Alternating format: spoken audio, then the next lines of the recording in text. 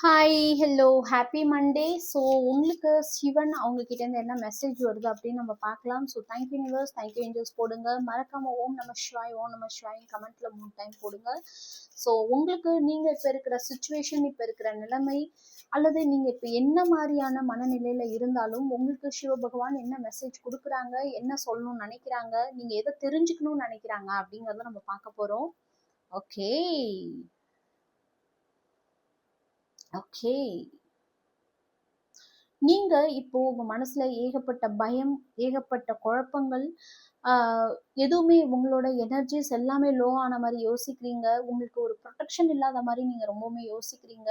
என்னை பாதுகாக்கவோ என்னை காவந்து பண்ணவோ யாருமே இல்லை அப்படிங்கிற ஒரு யோசனை உங்களுக்கு இருந்துகிட்டே இருக்கு. பட் ஆனா சிவபகவான் என்ன சொல்றாங்க அப்படின்னா, லார்ட் பைரவா, உங்களுக்கு நல்லாவே தெரியும், சிவனோட ஒரு அவதாரம்.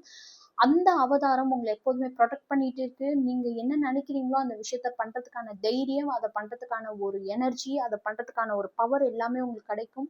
ஸோ பயப்படுறதுக்கு இங்க எதுவுமே இல்லை. உங்களுக்கு மிகப்பெரிய ஒரு ப்ரொடெக்ஷன் இருக்கு. பைரவரே உங்களை ப்ரொடெக்ட் பண்றாங்க. ரொம்ப பியூட்டிஃபுல்லான எனர்ஜி. என்னோட கியூட் ஃபேமிலிக்காக ரொம்ப அழகான ஒரு எனர்ஜி. ஸோ மறக்காம கிளைம் பண்ணுங்க, சப்ஸ்கிரைப் பண்ணுங்க, ஃபாலோ பண்ணுங்க. ஸோ உங்களுக்கான ஏஞ்சல் நம்பர் என்ன வருது அப்படின்னு நம்ம பார்க்கலாம். 5.